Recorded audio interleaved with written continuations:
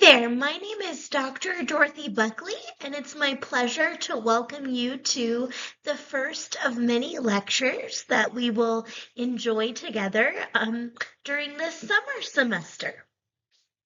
So the first assignment that I offered to you all was kind of a historical introduction to cognitive psychology, right?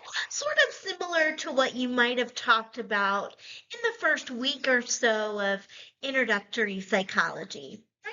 So we talked about structuralism, which was really the first formal school of thought in psychology, pioneered by Wilhelm Wundt, right, and his protege, Edward Titchener. So it was basically the idea that if we could ask people what they were feeling, what they were experiencing, or what was going on in their mind, that this kind of self-report method, or self-report method on steroids, I should say, could allow us to glean some kind of insight about the human mind, right?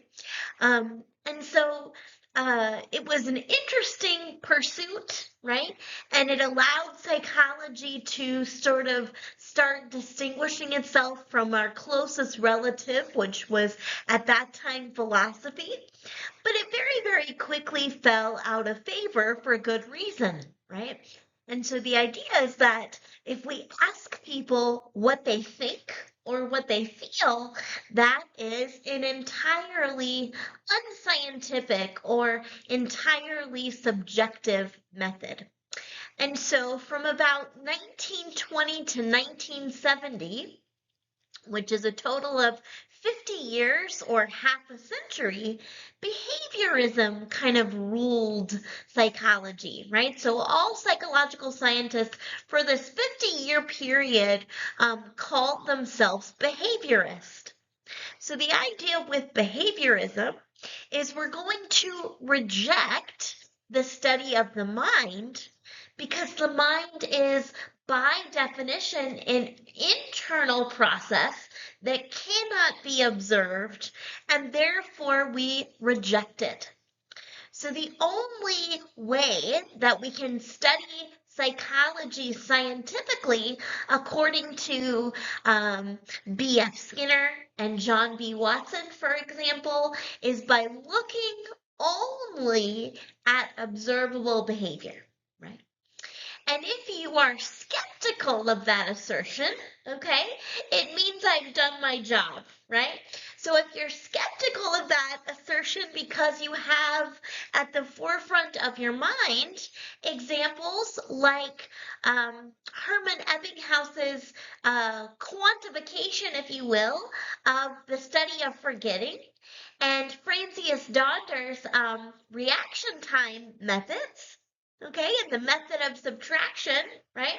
So we learn how long it takes a decision by subtracting the number of milliseconds it takes to perceive a stimulus from the number of milliseconds it takes to distinguish a stimulus on the left from a stimulus on the right? All of those methods, those early methods that predated behaviorism, suggest that there is a way to scientifically study the mind, right? But I'm jumping ahead a little bit. So let me tell you a little bit about what this lecture will cover. So the agenda for this lecture is we're going to talk a little bit more about the mind and cognition, right? So what is the mind and how do we study it really? Then I'm going to go over just a couple of different historical methods. And then the bulk of the lecture is going to talk about why behaviorism fell out of favor, right? So this was a very compelling school of thought in psychological science for a long time, right? So why did this fall out of favor? And critically, okay, we're glad that we did, because along with the dwindling, if you will, of behaviorism, There was also something called the cognitive revolution, which led to um, formalization of cognitive psychology and cognitive neuroscience as we know it today. Okay, so let's start with basic definitions just to remind us what we're dealing with, right? So a very official definition of cognitive psychology is the branch of psychology concerned with the scientific study of the mind, right? So for those of you planning to go to medical school and studying for the MCAT, okay, that is what you want to put on your flashcard, so to speak. But we can sort of dig a little bit deeper, right? We can give kind of a more satisfying or a more high-level definition. And we can go beyond saying cognitive psychologists are interested in studying the mind, right? By attempting to give a definition of the mind, right? So in science, we always want to operationalize all of our variables or all of the constructs that we're talking about. So what is the mind, right? Well, one way to think about it is the mind is responsible for creating and controlling mental functions, right? So the mind creates and controls mental processes like memory, attention, emotion, language, decision making, thinking, and reasoning, right? So we say that the mind is an entity that creates those mental processes. We can also say more broadly, right? Okay, what does the mind do? What is the function or purpose of the mind, right? Beyond just creating mental representations, really what the mind does fundamentally across attention and memory, emotions, language, and decision making is the mind is a system that creates representations of the world so that we can act upon those representations and use them to achieve our goals. And you might be thinking to yourself as you're watching and taking notes on your tablet, well, neither one of these definitions are very satisfactory, right? But we'll talk a lot about language in this course, and language is one of the mind's most powerful representations, right? Because in its essence, right? Language is a process whereby we take something in our environment, right? So imagine right now that you have an apple in your hand and you're holding it out and studying it, right? Well, for most of us, except for those of us who have aphantasia and are unable to perceive internal stimuli visually, right? Most of us don't have to physically see an apple or taste an apple to understand what an apple is. We can close our eyes and very, very easily conjure up an apple in our mind, right? And that apple can take many forms. It can be a Granny Smith apple. It can be a Pink Lady apple. It can be any number of apples, or maybe it's an apple pie or apple flavored chapstick, right? So within our mind, we have numerous exemplars that are examples that are triggered by a simple word, right? So language is responsible for representing, right, or creating mental representations of any number of objects or experiences through the use of symbols, or as we know them, words.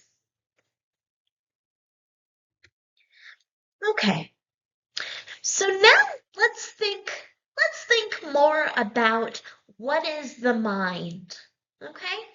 And really, at the essence of this question is the notion, okay?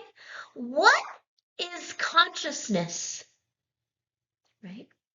So one way of thinking about this consciousness problem is to think, okay, maybe one way of studying consciousness is to think about what is not consciousness, right? Well, let's think about the case of Sam. Sam was a very, very precocious, very smart, very active young man in his sophomore year of college, who unfortunately, as a result of a very severe motorcycle accident, was in a persistent vegetative state. And we'll return to this idea of consciousness, by the way, at the end of the 5-week summer term. So as a result of this traumatic brain injury, okay, Sam is in a vegetative state. So for example, if I were to attempt to have a conversation with Sam, if I were to say his name, okay, he wouldn't respond. If I were to take a small flashlight and shine it into his eyes, okay, his pupils wouldn't react to the light in the way that a person who was fully awake would respond. If I were to ask him to raise his right hand, right, he wouldn't have adequate motor control to be able to do that. So most of us, right, when we think about consciousness, we think about volition, right? Being able to operate of your own volition.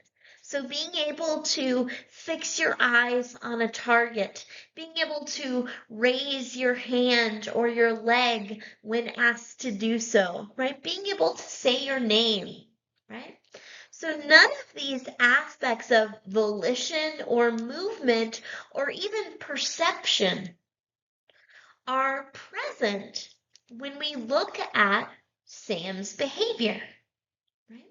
So maybe that gives us an idea of what consciousness is. When we look at Sam, who clearly lacks these properties, we can say that consciousness equals volition, it equals action, it equals perception, it equals responsiveness. So interestingly enough, in 2013, as recently as 2013, which by the way, I realize that's a long time ago. That's over 20 years ago. But in terms of breakthroughs in neuroscience, 22 years is actually a relatively small period of time, right? Um, so in 2013, Lacey and colleagues decided to attempt to devise a method that would allow them to detect consciousness in people who were in vegetative states like Sam. So they wanted to basically be as precise as possible and create a litmus test, if you will, if you would, that would help them discern true consciousness from unconsciousness, right? And the way that they did this was fairly profound. So believe it or not, one of the things that neuroscientists have found is that if you give healthy people, okay, with typically developing brains, if you put them in an fMRI scanner, a functional MRI machine, and you have them watch a film or more accurately, a segment from a movie or a TV show, their patterns of brain activity can actually be somewhat correlated with the plot. Okay? So when you're just watching, like a lot of movies will have that B-roll where it's just, you're just kind of looking down omnipotently at a town, right? So you're looking at trees, or a lot of times films will open on a body of water, right? So you're kind of looking from above and we see like a river and some beautiful trees and some animals in the distance, right? So there's kind of a what we call resting state or default mode activity in those kinds of boring parts of a movie or a TV show. But then when the action starts, particularly when it's emotionally salient action, right? Our brains start to come alive, if you will. So we see activation in all kinds of diffuse regions of the brain, particularly an area known as the cerebral cortex, and particularly in areas of the brain responsible for emotional processing, like the limbic system. So, like I said, if I were to put each of you in a brain scanner and um, have you watch something interesting, right? I could compare those more boring moments to the more action-packed moments and probably see an increase in that diffuse brain activity. So basically, Lacey and colleagues decided, okay, that's going to be our way or our method of detecting consciousness. Okay, so they put one patient, very similar to Sam, in an fMRI machine and had him watch um, a very, very famous Alfred Hitchcock film, a clip from a very, very famous Alfred Hitchcock film called Bang, You're Dead, right? So if you guys were all in a classroom with me right now, I would ask you, who was Alfred Hitchcock? What was he known for? And most of you, even though you were not alive yet, and probably your parents weren't alive yet, during the 1960s, most of you can tell me, well, Alfred Hitchcock was kind of the pioneer of horror movies, or not so much horror movies, but suspense thrillers, right? So he was kind of the king of the thriller, right? So the particular plot of this movie that Sam would watch in the fMRI scanner was it opened on a very idyllic scene of a cul-de-sac or a neighborhood, right? So the birds are chirping, the sky is blue, the sun is shining, and as you're looking down, as you're watching this film, you see a bunch of kids running around, a white picket fence. Okay, so for both Sam and healthy control participants who are not in a vegetative state, watching this gives us kind of a baseline or resting state neural activity. But very, very quickly, things start to accelerate in terms of the plot. So you're watching this scene of a neighborhood open up, and pretty soon you see a little boy about the age of 7 who is running around wearing a cowboy hat and chaps, and he has a plastic toy pistol. It's very obvious that it's a toy pistol, and he has a holster on his belt that holds the toy gun. So he's running around the neighborhood very animatedly saying bang, bang, and shooting all his friends with this very obvious toy. And so at some point in the movie, the little boy decides to go to his uncle's house. So he goes into his uncle's bedroom and pulls out a real pistol. Okay? And the way that pistols work, by the way, is they hold multiple bullets in individual chambers. And each time you pull the trigger, the little bullet chamber turns, right? So the little boy takes the pistol, okay? So now this loaded gun, he sets his toy gun down and takes this loaded pistol outside and does the same thing, right? So he says bang, bang, bang. And at the crucial moment, right, of the story, he actually fires a gun, right? So that is kind of the most intense moment of the film, right? So he shoots the gun, his uncle comes running, grabs him and pulls the gun away and is crying, right? So again, people like Sam in vegetative states were their brain activity was compared as they were watching this film to those of healthy controls.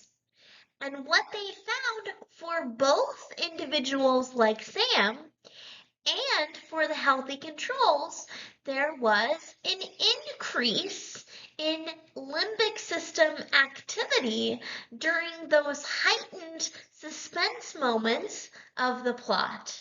Okay?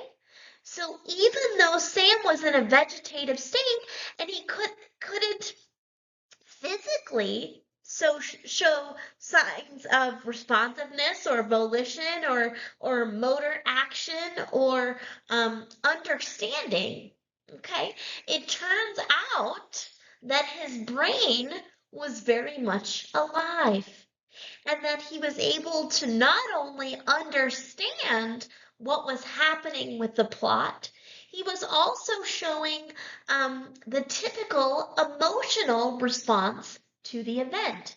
So it turns out that many individuals in vegetative states are still able to perceive what's happening around them and understand, and they have a very sort of rich mental life, some of them, right? So that suggests that the mind is a very mysterious thing, and we're just now on the verge of starting to understand what distinguishes consciousness from unconsciousness. Okay, so this is something that we'll return to at the very end of the summer term. But for now, I want to pivot a little bit and sort of talk about how cognitive psychology came to be, right?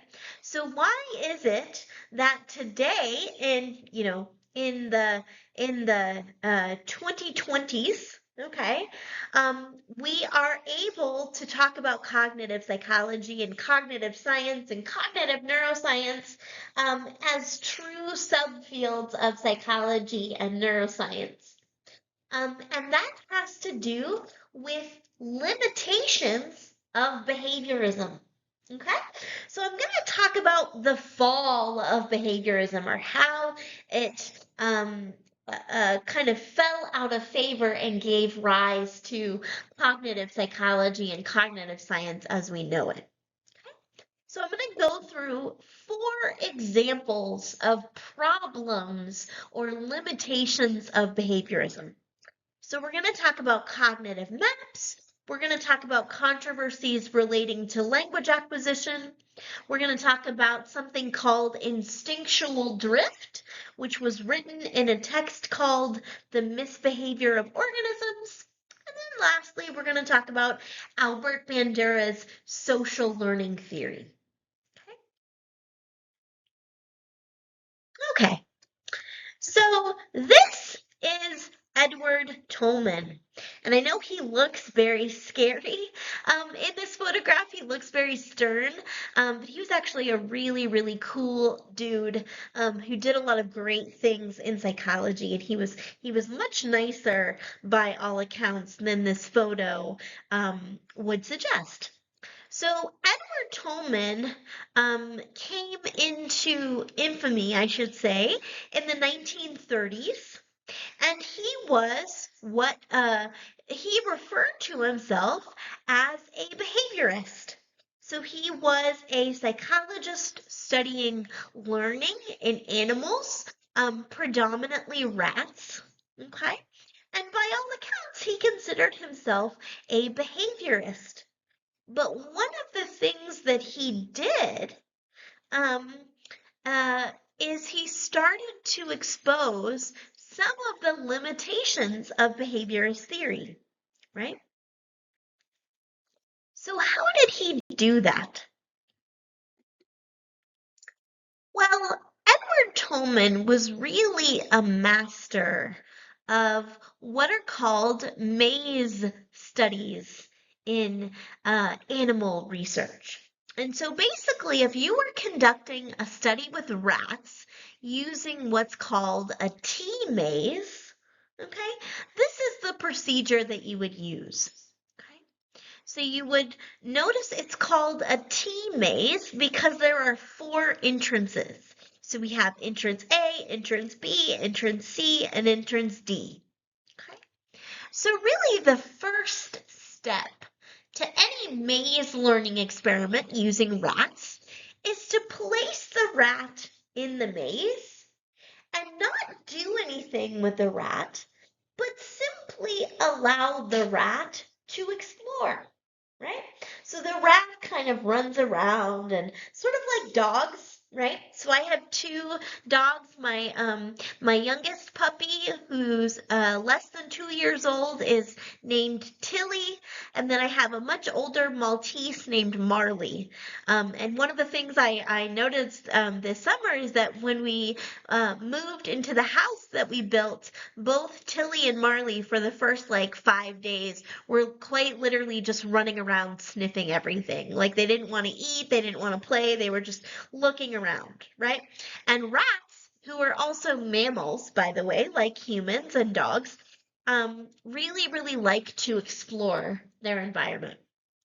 So if you're going to do a maze study, more often than not, you'll have this initial period where the rat simply explores the maze.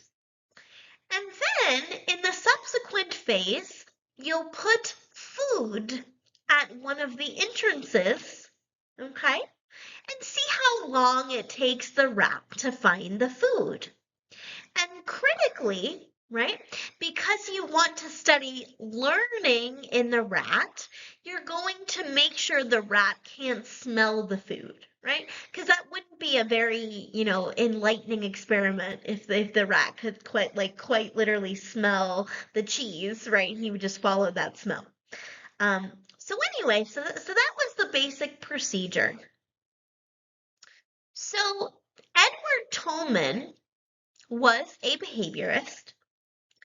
And so when behaviorists attempted to explain how a rat learns to find the cheese in a tea maze, they had a very simple explanation. And that is operant conditioning, right?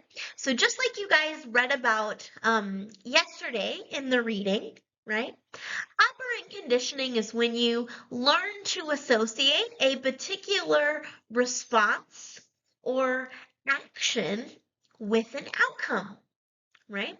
So if a particular outcome is met with a rewarding consequence, that action continues, right? So by all behaviorist accounts, right, all that the rat who finds the cheese is learning is that if I turn, okay, if I turn right, then I get rewarded with cheese. So it's very simply, if I put the cheese at entrance B and I put the rat in the maze at entrance A, and again, remember the rat can't smell the cheese, right? The rat learns, okay, I turned left and I got a food reward. So now I have to remember to turn right and I'll be rewarded with cheese. Okay, so at this point, according to strict behaviorist accounts that Tolman had been kind of indoctrinated with, right, as a behaviorist, all the rat knows is turn right. But Tolman decided to formally test that behaviorist notion. So what he did is he kept the food at entrance B, and on another trial or in another experiment, he put the rat at entrance C. So now the rat has to turn left to get the food.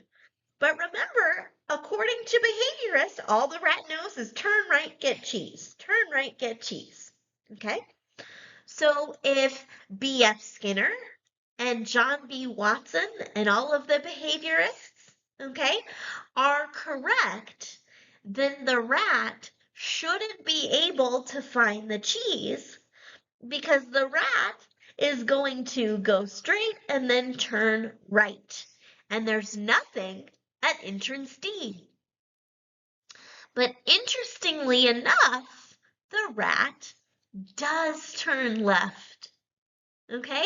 So the rat turns left. Okay? And there's really no satisfactory explanation for this phenomenon unless we posit that something is happening in the mind. Okay? And as it turns out, that exploratory phase is really, really important. Okay? Because what Tolman discovered, okay, is that if you put a rat in a maze, they're not just exploring for the fun of it.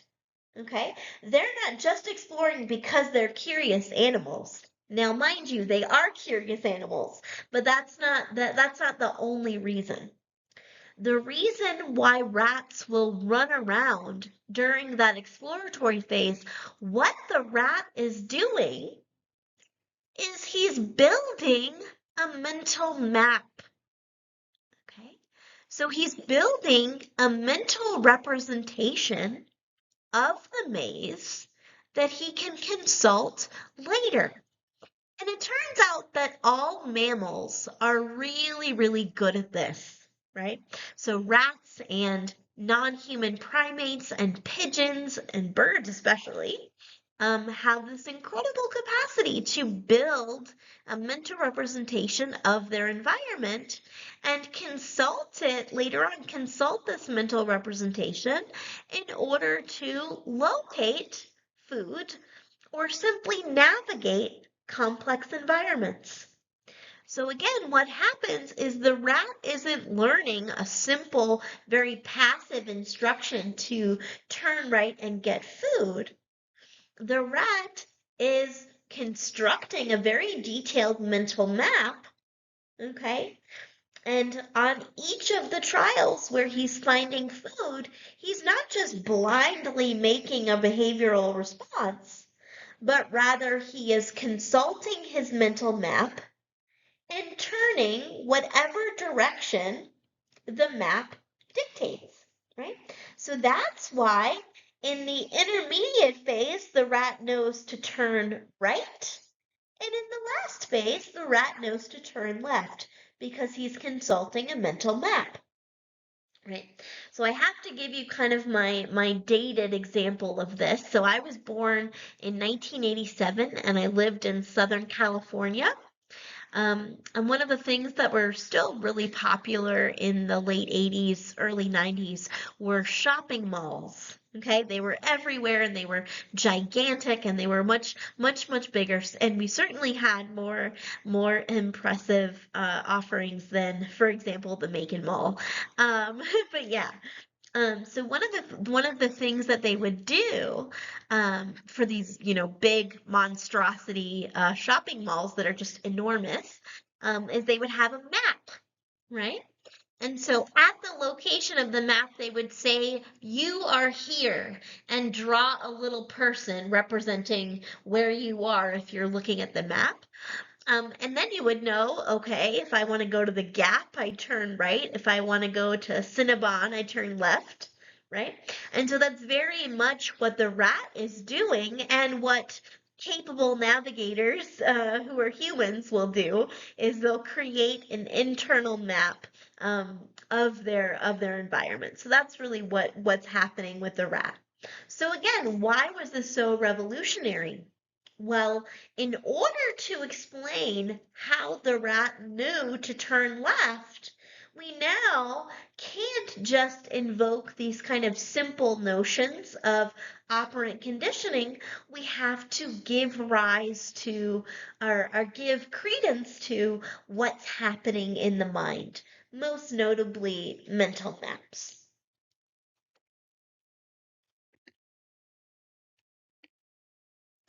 Okay. So what other challenges were there to the kind of behaviorist doctrine? Well, one of the biggest challenges were behaviorists' notions of language acquisition.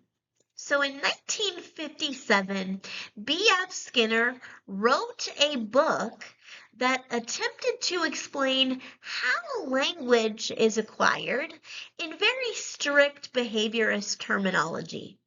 So note, his book about language did not actually use the word language because language is an internal process, right?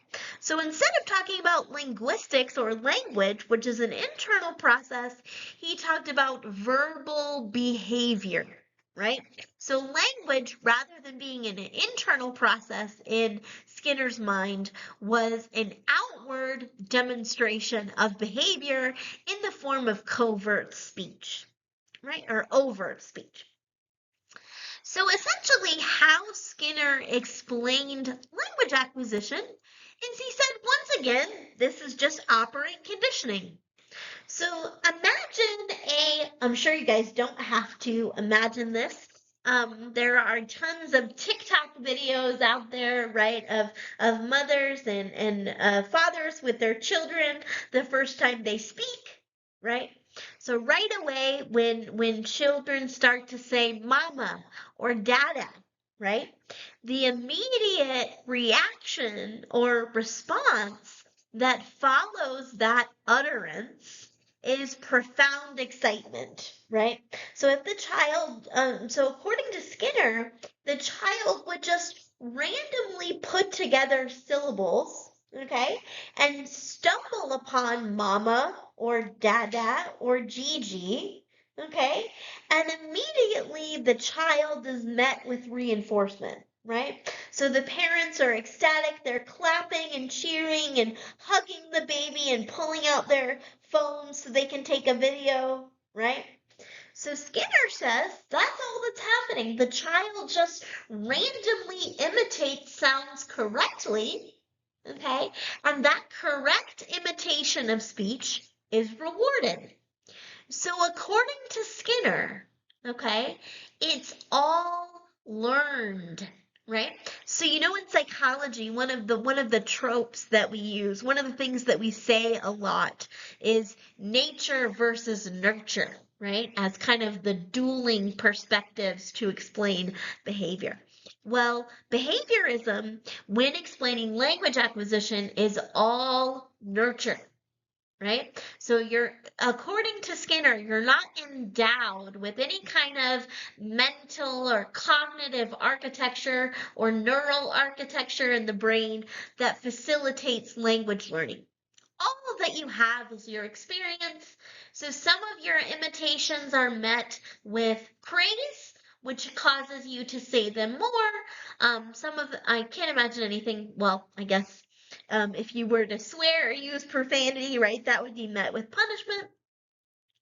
So that's how the child learns to speak, is basically by randomly making sounds, and when it randomly stumbles upon the correct pronunciation for a word, it's met with praise. Okay? So again, operant conditioning. Okay? So operant conditioning explains language acquisition. Okay? So in 1959, linguist and philosopher Noam Chomsky gives a scathing review of Skinner's book, Verbal Behavior. And basically, and he didn't say this as nicely as I'm going to say it, but he said it was basically nonsense. Okay? So he argued that language must be determined by an inborn biological program that holds across cultures. Okay? So just like Skinner was all about nurture, Noam Chomsky is all about nature, right? So Noam Chomsky says we are endowed with a biological mechanism that's hardwired in our brains that predisposes us to be able to learn language. And he called that biological endowment the innate language acquisition device. So the innate language acquisition device is the neural architecture or the biological endowment that all babies come into the world with, irrespective of culture or geographic location or experience. And that neural and cognitive architecture provides a template through which all language or speech input is processed. So, and regardless of the culture that you speak or the geographic location you're from that you live in, okay, all languages have universal properties. Okay, so they have what Chomsky called universal grammar. Right. So all language, for example, has a way of expressing either yes or no in the affirmative or in the negative, right? All languages have a way to express past, present, and future, right? All languages have a mechanism to invoke the self, okay? So these are examples of universal grammar or properties that all languages have. Okay, so via the innate language acquisition device and universal grammar, okay, children come into the world pre-programmed to learn language. So what evidence do we have that goes against the behaviorist theory? And I don't know if you guys can hear right now, but kind of interestingly enough, my dog Tilly is barking right now and showing her capacity for language. So I apologize if you can hear that. And maybe I'll upload some pictures of her or something so you guys can feel like you get to know her a little bit if she's going to be that much of a nuisance. So I apologize for that. But yes, so what evidence do we have that kind of goes against this behaviorist idea? Well, there's actually a lot of it. So it is true, believe it or not, that the notion of verbal behavior or language being acquired only through operational conditioning is kind of nonsense. So what do we have, what evidence do we have that supports this idea of children coming into the world predisposed to learn language via the innate language acquisition device and universal grammar? Well, the first piece of evidence is the fact that all children from all cultures and geographic locations around the world learn language in the same sequence. Right? So we start at about 3 months of age with cooing. So cooing is just the production of vowel sounds in a very high-pitched, kind of jovial way. So ooh, ah, things like that. And then around 4 to 6 months of age, the child will start putting those vowel sounds together with consonants. Right? So that's where we get mama and dada and Gigi from. Okay? Finally, at about preschool age, the timelines vary a little bit between biological males and biological females. The females are a little bit faster to pick it up than males typically. We have telegraphic speech. Okay, so if you guys were in the classroom, I would ask you what a telegraph is or a telegram, right? So it used to be the case, even in the early 20th century, that mail service was painfully slow in the United States. And so if you had something urgent to convey to family members, right? So if you lived in Decatur, Georgia, and all of your family was in Mississippi, right? And you had a death in the family or something happened, and you had to tell your family from such a long distance, you could buy a telegram, and it would be wired basically or transferred urgently to your family members. But it was an incredibly arduous process, and so it was very expensive, and you were charged by the letter. So typically, these messages were very, very short and goal directed. So, for example, like mom sick or something like that, right? Um, so we call this phase of language acquisition telegraphic speech because preschool age children will often speak in 2 to 3 word sentences, right? So for example, they might say cookie gone, right?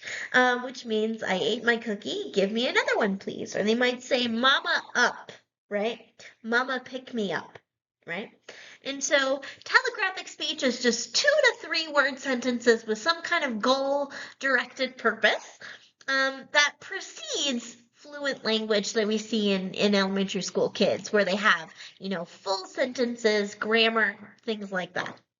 So it doesn't really make sense if all language is acquired via imitation and reinforcement, right? That's an incredibly variable process. So it wouldn't really make sense that you would follow these specific universal stages.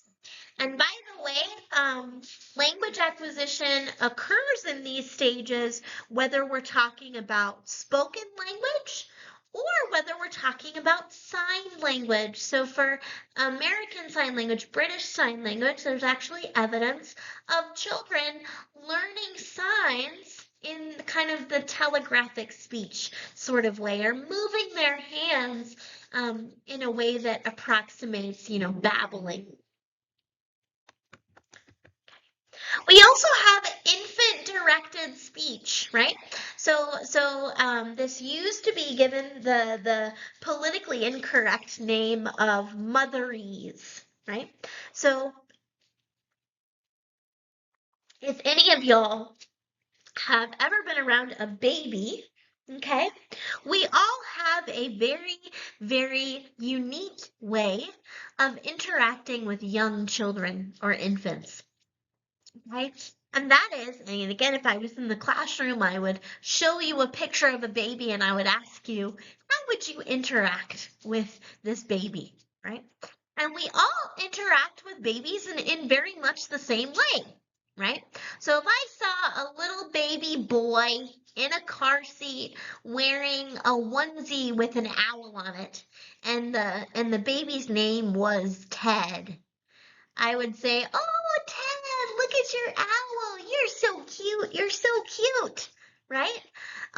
So we all overwhelmingly, okay, when we see an infant, use what we now call infant-directed speech.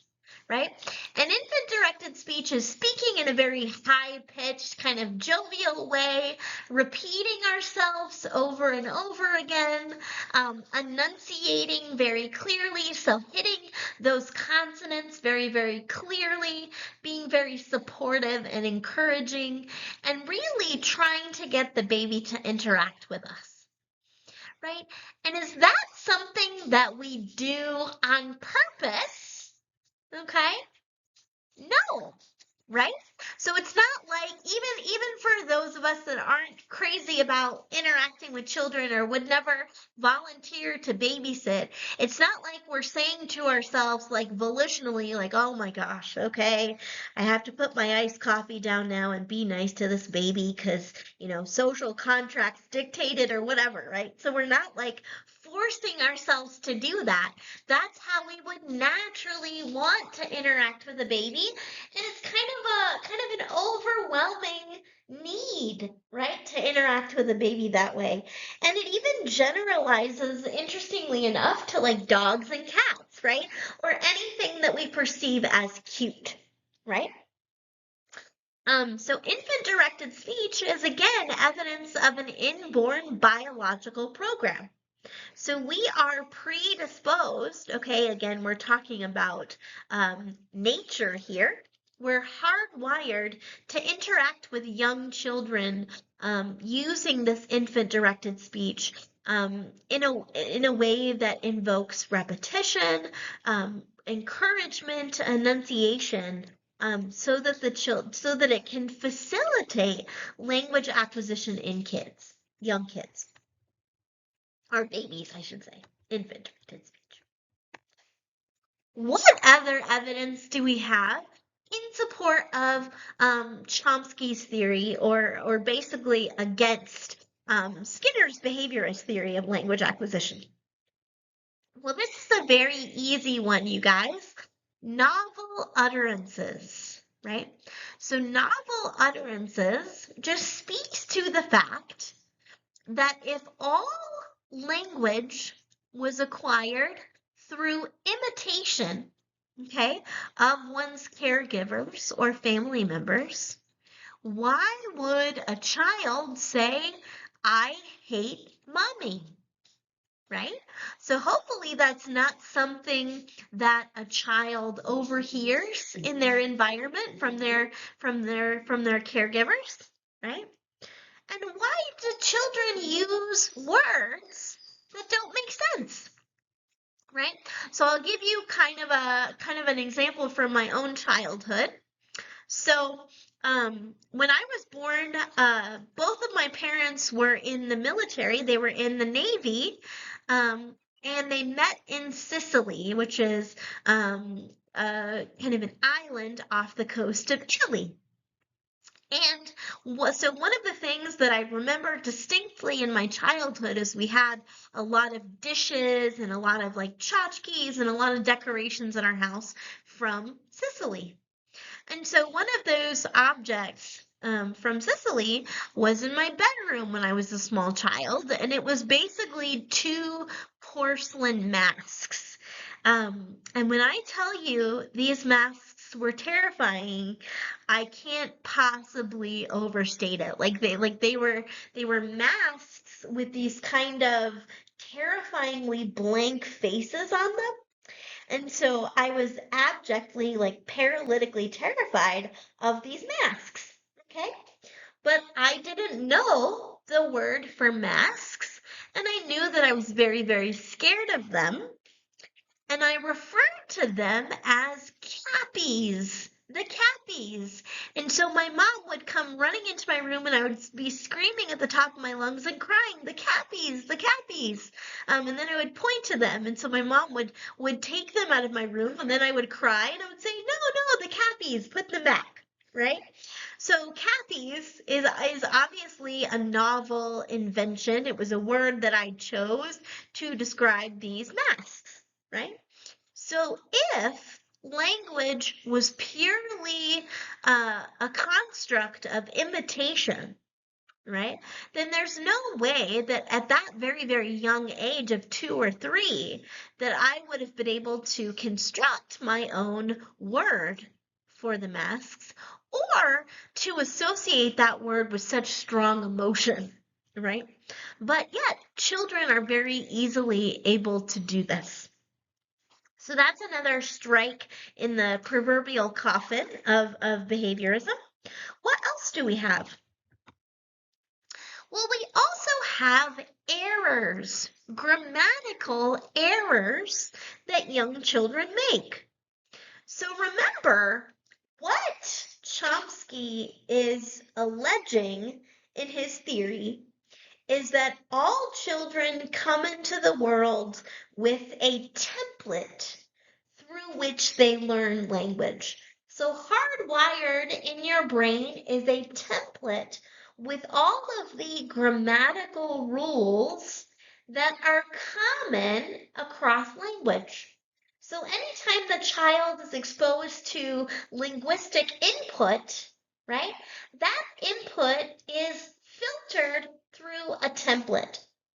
So basically, the child learns the rules that govern his or her language. So, what evidence do we have that the child is learning these rules? Well, sometimes these rules are overused, right? So one of the most confusing conventions in the English language is that we use an ed at the end of the word to denote something from the past, right? So I painted a portrait, right? But for some words, we don't have an ed variant of the word. So for example, if a child spends the day shopping with his mother, maybe they went to lunch, maybe they went to the park, okay, and the child is telling his father or a sibling about his day, okay, chances are the child will say, I goed to the park, right? So the verb go means that you go to the park, right? So if you've already been to the park, if you were going to use that simple rule, okay, you would just add ed to the end of go. But we have this bizarre convention in the English language where instead of saying goed, we say went. I went to the park, right? And so children, okay, are very clearly applying the rules because in this case, they've applied that rule incorrectly, right? Because they don't know the exceptions, right? So they don't know that instead of goed, we say went. So again, that's evidence that the child must be using not just imitation, but also a pre-programmed template to learn the basic rules of language.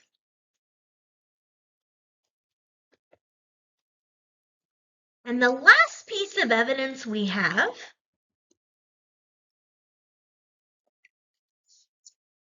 is the vocabulary explosion, right? So remember that Skinner is saying that every single word the child knows, every single word in the child's vocabulary or lexicon must be known because the child heard the word, imitated it, and it got reinforced. Okay. But that would be a very slow, kind of painful process, right? And we know that by about the age of 24 months, right, the child has a vocabulary of 500 words. And by the time they are of school age, they are fluent, right? So one of the things that we see in children around the age of 2 years is something called the vocabulary explosion. So I'll give you an example. When I took my cousin's young daughter to the Georgia Aquarium, okay, um, so when I took her to the aquarium, those of you that have met me in person know that I have cerebral palsy, and so I use a wheelchair. So when I took her to the aquarium, she was sitting in my lap in my paddle chair. And so we would just kind of zip around the aquarium and she would sit in my lap, right? And so every other second, she would point to something and she would say, sat. Okay, and it wasn't the word set, it was sat, it was her abbreviation of what's that, right? So she would point to a trash can and I would say, oh, Charlotte, that's a trash can. Or she would point to, an old man's glasses. And I would be like, oh, those are glasses, right? So this is very characteristic of children at about the age of 2, is they're sort of dying to know the word for every single object they see. It's almost as though their brains are sponges, right?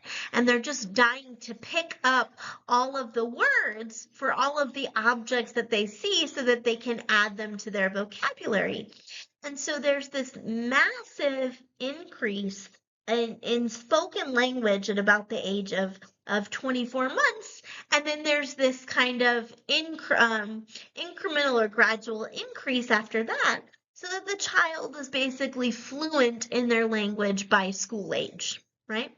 So again, if every single word was acquired through imitation, it wouldn't make sense to see this massive increase in spoken language across all children of all cultures unless there was some kind of a biological mechanism. Another piece of evidence that seems to support Chomsky's theory is what we call the universal need to communicate. So this is something you'll read about in your thinking about cognition assignment. And it's the idea that when we look at individuals who are deaf and live in developing nations, okay, developing nations rarely have resources for deaf children to go to a deaf school, for example, or to learn sign language. So when they are profoundly deaf and can't acquire sign language, okay, oftentimes children who are deaf, even though they obviously receive no linguistic input, right? So children that are profoundly deaf can't hear speech coming from their caregivers, and they also do not have access to American Sign Language or British Sign Language or input from other deaf children. So despite this complete lack of linguistic input, deaf children in these situations are able to invent their own sign language, or what we call home sign systems. So basically, the need to communicate is so powerful for the human species that when deaf children find themselves in an environment where nobody uses sign language and nobody can speak to them, okay, or they're robbed of any kind of linguistic input, they are able to invent a sign language for themselves, and that invented sign language is really, really complex.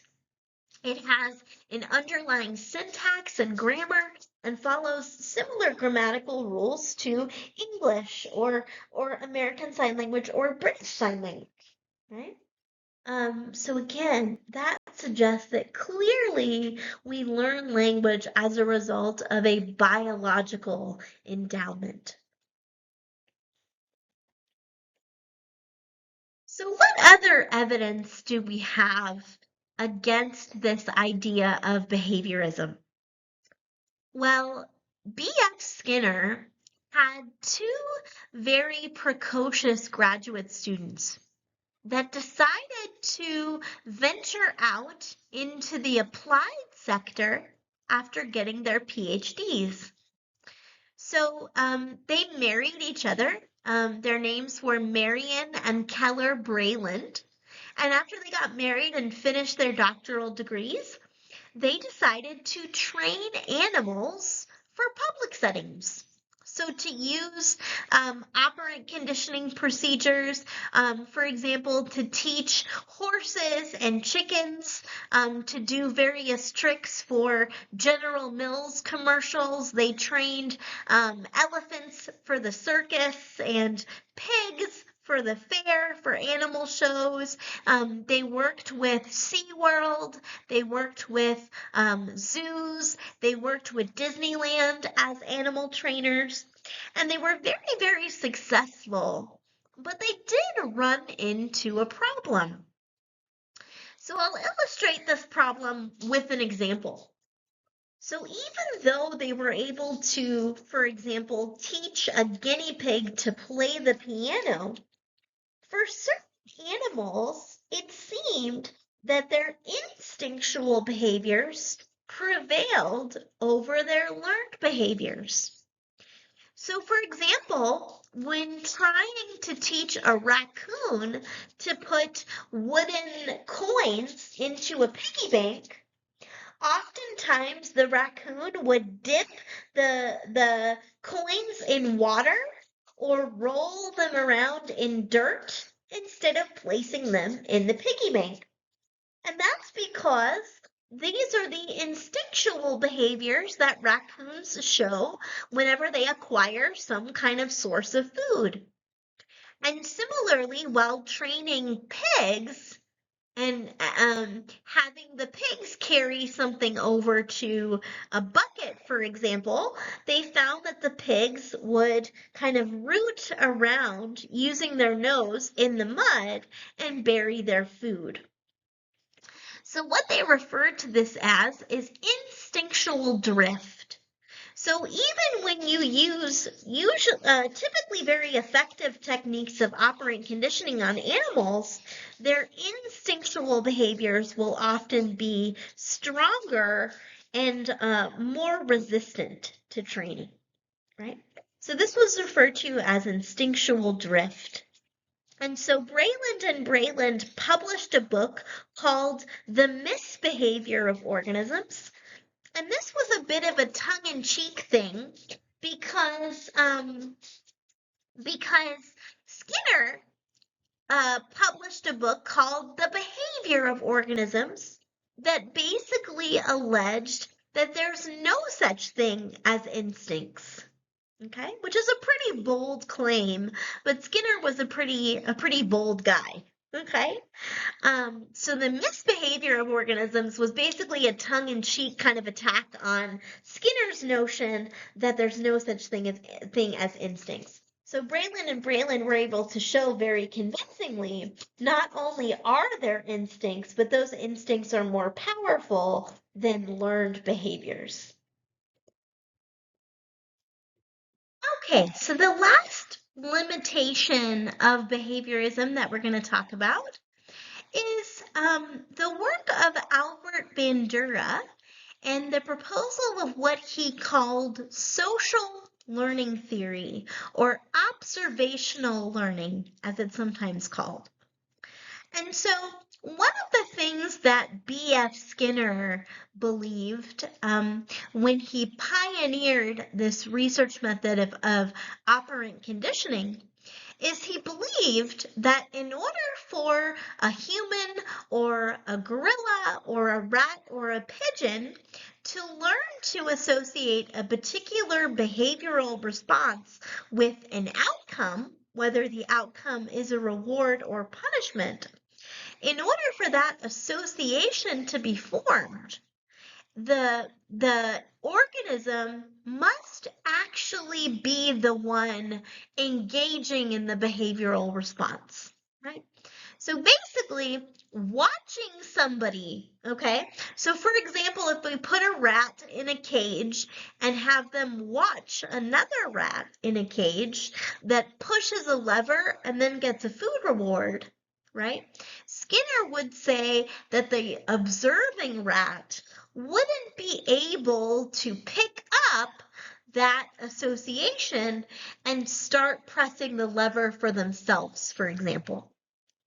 But Bandura confirmed in his experiments on children that at least for humans, we do have an astonishing capacity to observe, to learn via observation, and specifically by observing the actions of other humans and the consequences of those actions, we can actually experience vicarious operant conditioning or vicarious punishment or vicarious reward. Okay? So this was the basis of Bandura's social or observational learning theory. And why was this a problem for behaviorism, right? Well, it wasn't just a problem for behaviorism because it goes against what Skinner says.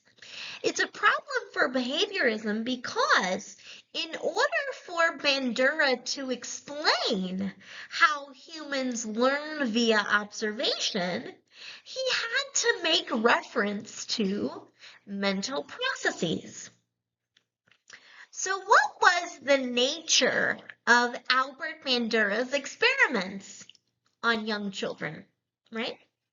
Well, most of you, at least in Psych 101, you probably heard about the Bandura Bobo doll studies, right? And that's essentially what I'm talking about, now. So, television came into the home in the early 1950s and 1960s. And so one of the things that television executives were really motivated to do is they were motivated to create children's programming, right?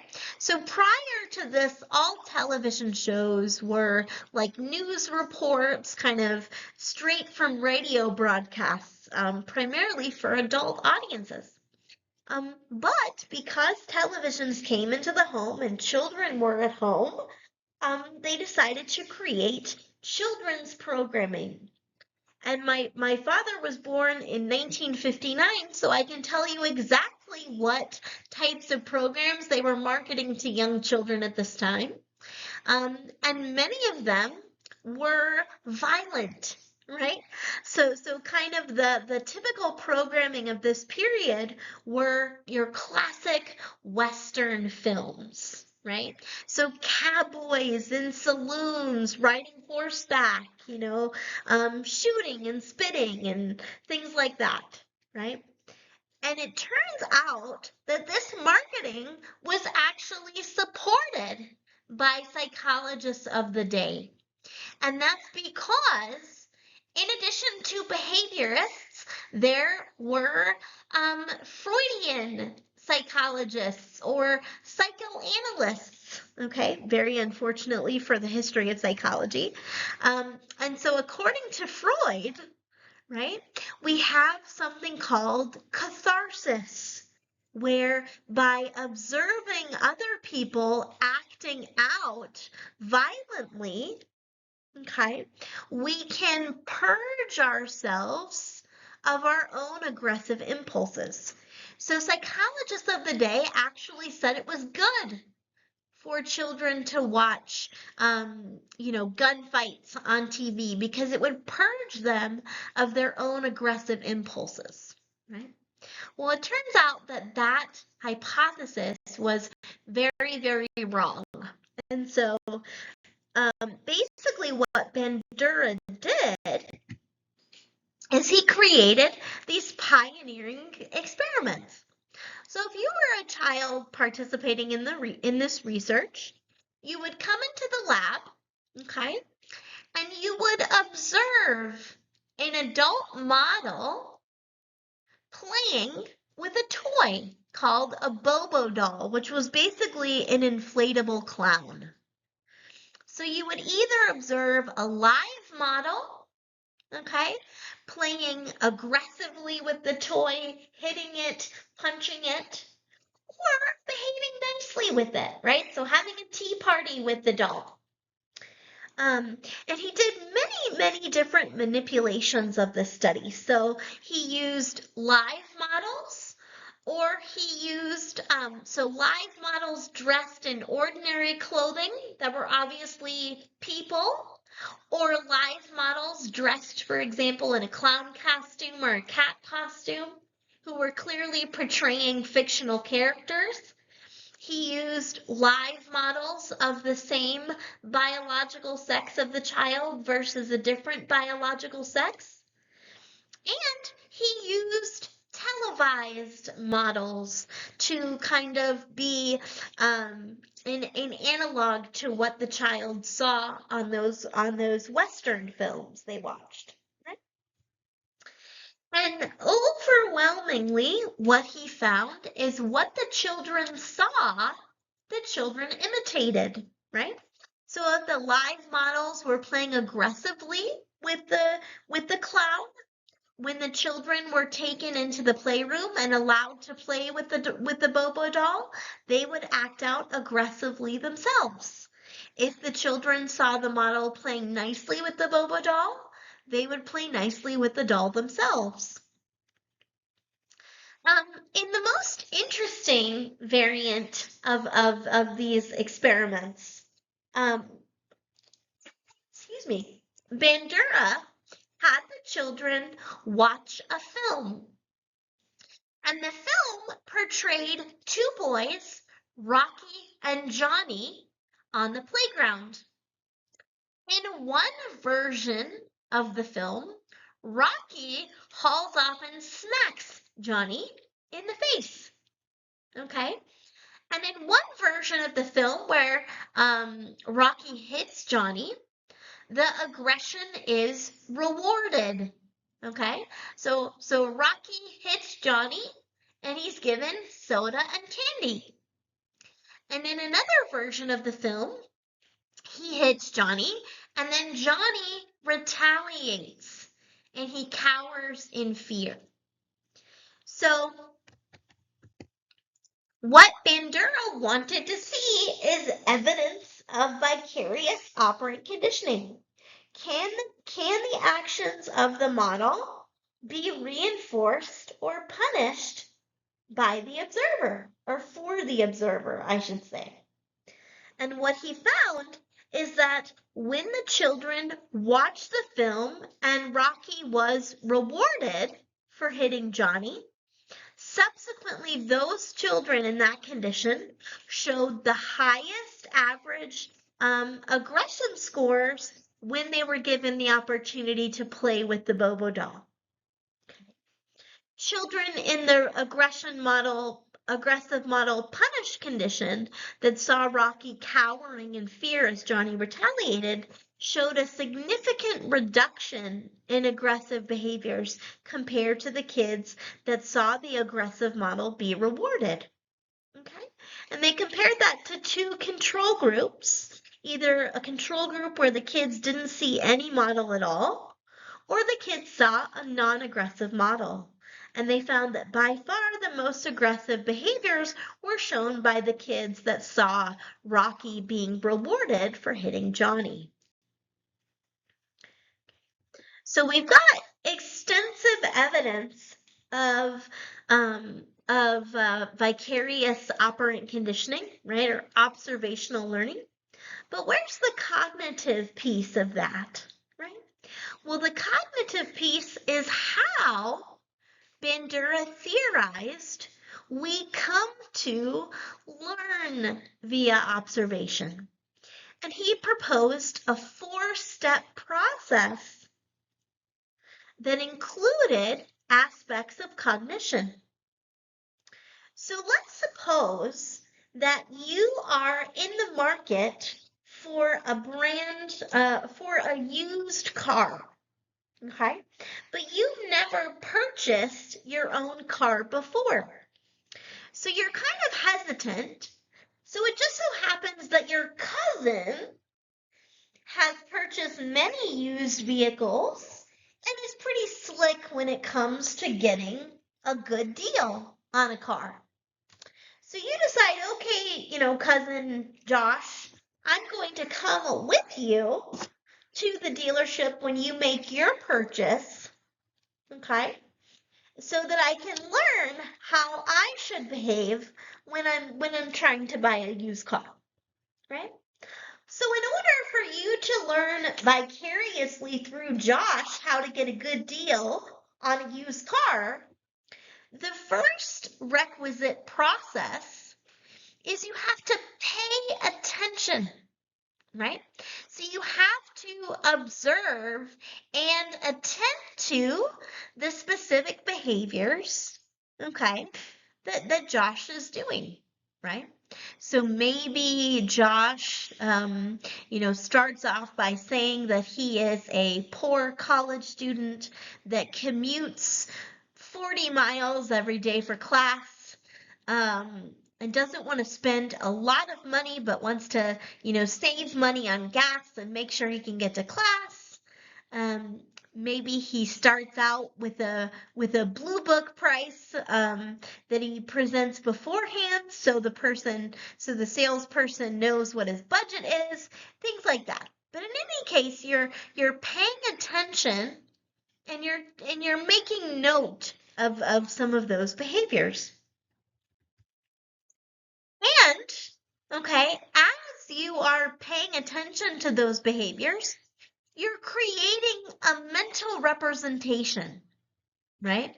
So in your mind, you're converting those overt behaviors that you're observing into a mental representation, right? So maybe you're writing an internal script or protocol, okay, that you're going to refer back to when it's your turn to buy a car, right? So that's retention, right? The process of having observed something in your environment, you're creating a mental representation of those behaviors so that you can refer back to them later in 6 months when you buy your own car. Okay. Lastly, we have reproduction, right? So that's the time when you go to the car dealership and start reenacting this script or this protocol that you've learned from Josh, right? And some behaviors are really, really easy to reproduce, right? So I have this cute picture of this baby who is shaving with hopefully the razor of the shaver doesn't have a razor in it, right? But the child is very easily mimicking the actions of their father, right? Whereas other behaviors are much more difficult to reproduce, right? So if we're watching the Olympics this summer, or figure skating on TV, right, we can watch someone do a triple axel 500 or 600 times, and it's not very likely that without adequate training we'd be able to reproduce that, right? But the idea is that we're taking those mental representations that we've retained and reenacting or producing them on our own. And lastly, we have to have motivation, right? So we have to believe that we will be rewarded with a fancy used car at the end of reenacting these behaviors. So critical to the process is believing that these behaviors will be reinforced, right? So if we observe those behaviors not being effective or being punished, it's very unlikely that we're going to reenact those behaviors.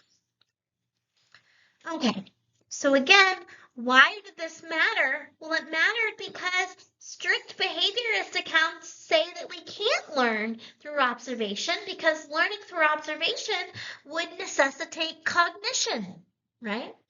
And it's only by understanding cognition that we can truly learn via observation, and indeed we can. And not just humans, by the way, can learn via observation, but also non-human primates and a number of other animals. Okay, so that concludes our discussion of all of the limitations of behaviorism and kind of why behaviorism fell out of favor. So the last thing I'm going to talk about is something that kind of ran parallel to the end of behaviorism, which is the cognitive revolution, right? So the cognitive revolution was a shift in psychology's collective viewpoint, right? So it was a shift from the behaviorist kind of stimulus response operant and classical conditioning approach to an approach that is willing to explain behavior in terms of what's happening in the mind, right? So in addition to behaviorism falling out of favor, another inciting event was the advent of the personal computer, right? So we actually had computers as early as the 1930s. but these computers were so massive that they would take up whole buildings, right? So they weren't really accessible to most people, even at universities, until about the 1950s. So by the 1950s, IBM released a personal computer that was still ginormous, so it would take up an entire room or lab space at a university, but it was accessible to inventors and scientists and all kinds of educated people.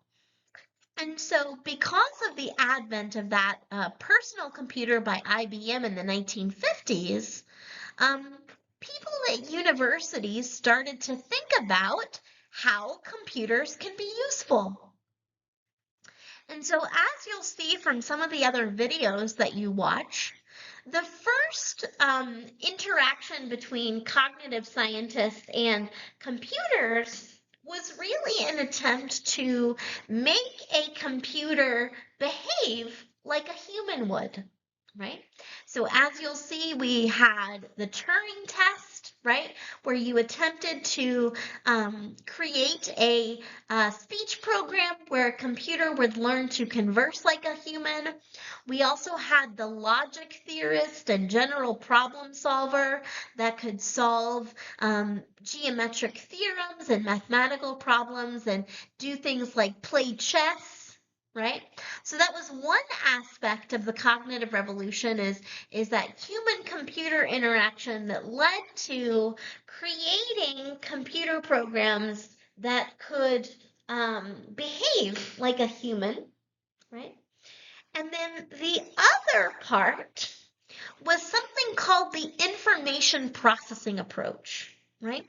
So the information processing approach is a way of thinking about the mind in the same way that we think about a computer, right?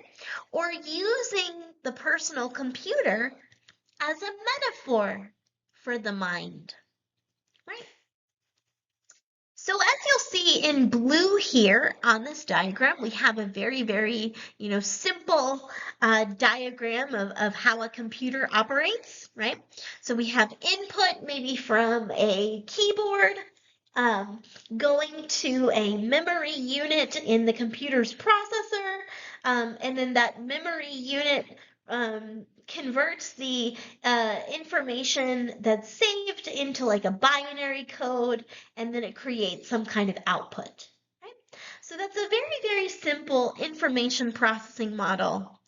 And we can use it to explain things like memory and attention, right? So information comes in from our environment. We store that information in our memory. We convert it to some kind of code. We save it somewhere in our minds as a mental representation. And then we output it in the form of recall, right? For example, if we're talking about memory. So we'll talk a lot about information processing approaches of memory and attention and other cognitive processes. But the cognitive revolution was, again, really a collection of different events in psychology. First, behaviorism kind of falling out of favor.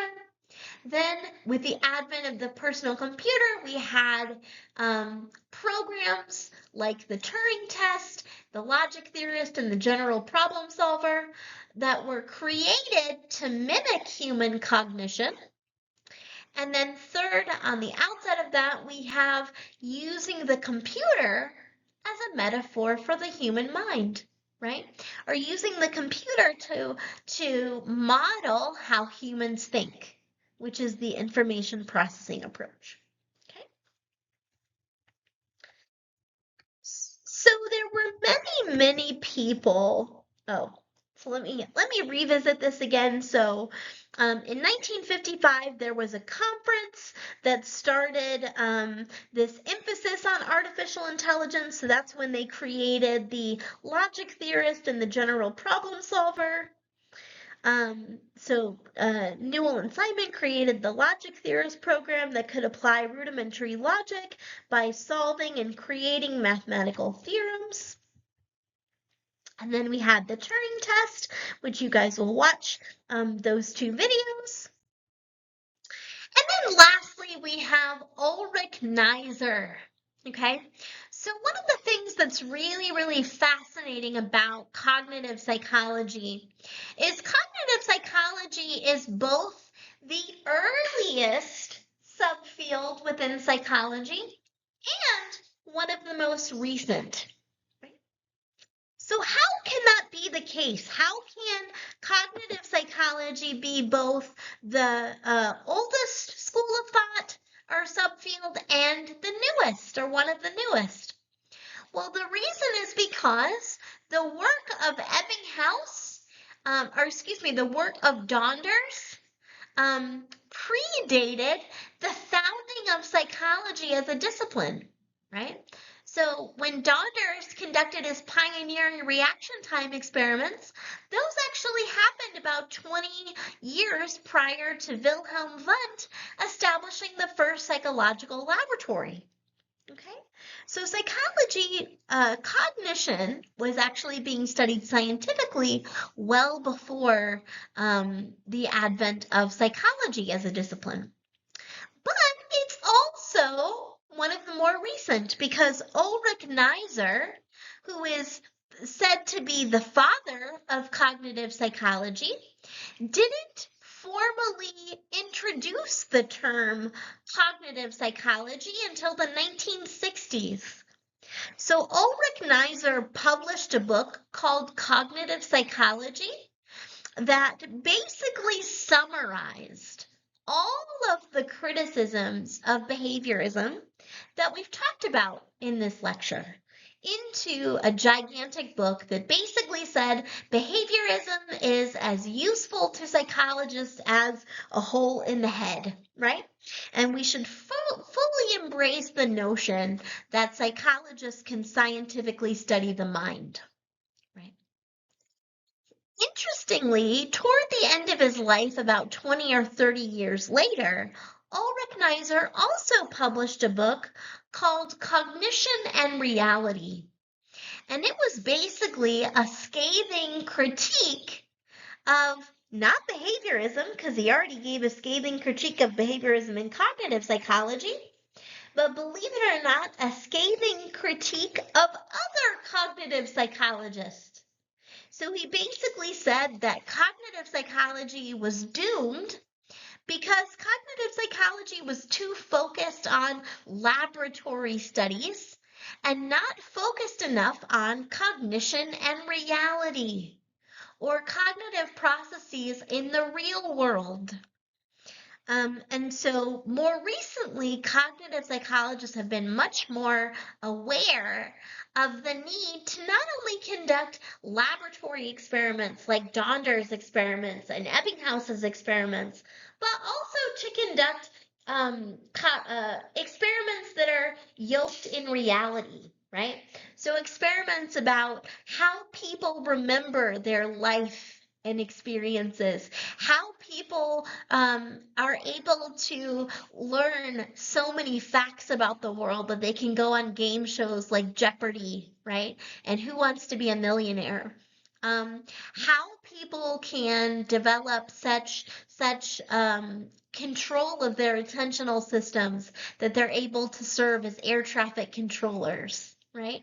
Or how children learn sign language and how that process is similar and different to how children learn spoken language, right? So cognitive psychology has learned to ask basic laboratory questions as well as real world questions about cognition because of the legacy of the father of psychology, Ulrich Neisser. All right, well, this concludes our first lecture. Thank you so much for your attention. Feel free to reach out to me during my office hours if you have any questions, and I hope you all have a wonderful day.